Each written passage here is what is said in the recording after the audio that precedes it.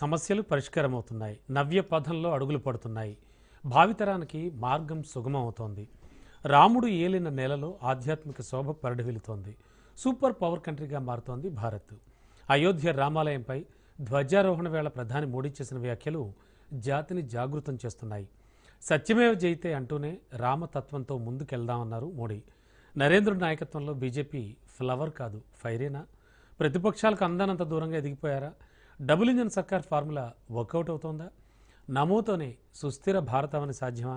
ఏ ఒక్క అవకాశాన్ని మోడీ వదులుకోవడం లేదా? నయా భారత్పై ఇవాల్టి స్పెషల్ డిబేట్. 11 మోడీ పాలనలో దశాబ్దాలుగా పెండింగ్లో ఉన్న సమస్యలకు పరిష్కారం లభించినట్టయింది. స్థిరమైన నిర్ణయాత్మకమైన పాలనతో పెద్ద పెద్ద నిర్ణయాలు తీసుకోవడం సాధ్యమైంది. అందులో అత్యంత కీలకమైంది ఆర్టికల్ 370 రద్దు. జమ్మూ కాశ్మీర్కు ప్రత్యేక హోదా కల్పించే నిబంధన రద్దు చేయడం ఓ చారిత్రక నిర్ణయం. ఆర్టికల్ 370 రద్దు అనంతరం జమ్మూ కాశ్మీర్, లడాఖ్లను 2 ప్రత్యేక కేంద్రపాలిత ప్రాంతాలుగా పునర్వ్యవస్థీకరించారు. దేశంలోని ఇతర ప్రాంతాలతో సమానంగా అక్కడ అవకాశాలు కల్పించారు. ఇక అయోధ్య రామమందిర నిర్మాణం ఓ మైలురాయి. దశాబ్దాలుగా కొనసాగుతోన్న అయోధ్య భూ వివాదాన్ని సుప్రీంకోర్టు చారిత్రక తీర్పుతో పరిష్కరించింది. అయోధ్య రామమందిర నిర్మాణంతో హిందూ ముస్లిం సమస్యకు ముగింపు పలికింది కేంద్రం. బ్రూరియాంగ్ శరణార్థుల సమస్యకు పరిష్కారం దక్కింది. వేల మంది శరణార్థులకు స్థిరమైన జీవితాన్ని అందించారు. ఈశాన్య రాష్ట్రాలకు సంబంధించిన బోడో సమస్య కూడా మోడీ హయాంలోనే పరిష్కరించబడింది. ఇటీవల అయోధ్య రామాలయంలో ధ్వజారోహణం కన్నుల పండుగగా సాగింది. 22 అడుగుల పొడవు, 11 అడుగుల వెడల్పుతో ఉన్న పతాకాన్ని 161 అడుగుల ఆలయ శిఖరంపై ఎగరేశారు. జై శ్రీరామ్ నినాదంతో మోడీ ప్రసంగం చేశారు.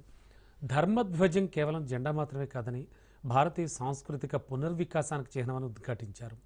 రామరాజ్య వైభవాన్ని గుర్తు చేశారు ప్రధాని. శతాబ్దాలుగా కలిగిన గాయాలు, బాధలు ఇప్పుడు తీరాయన్నారు. 500 ఏళ్ల క్రితం నాటి సంకల్పం పూర్తి స్థాయిలో సాకారమైందన్నారు మోడీ.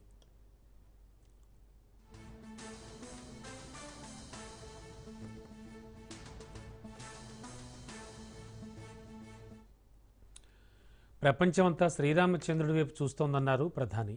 శ్రీరాముడి సిద్ధాంతాలను ప్రపంచానికి భారత్ చాటుతుందన్నారు. అసత్యంపై చివరికి సత్యం విజయం సాధిస్తుందన్నారు. మానవ వికాసానికి అయోధ్య కొత్త నమూనా ఇస్తుందన్నారు. రాముడు కులం చూడ్డు, భక్తి మాత్రమే చూస్తాడు, భేద భావాలు ఉండవన్నారు మోడీ. క్షమాగుణాన్ని మించిన గొప్ప గుణం మరొకటి లేదంటున్నారు మోడీ.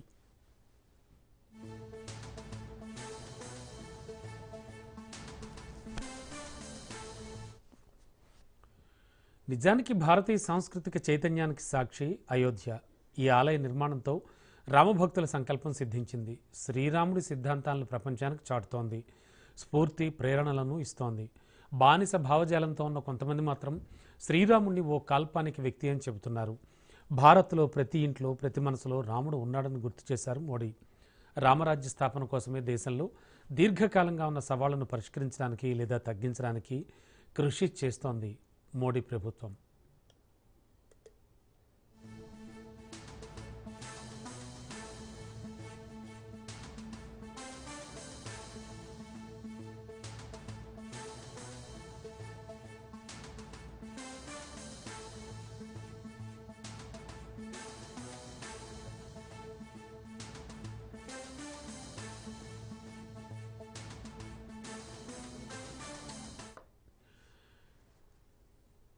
అయోధ్య రామాలయంపై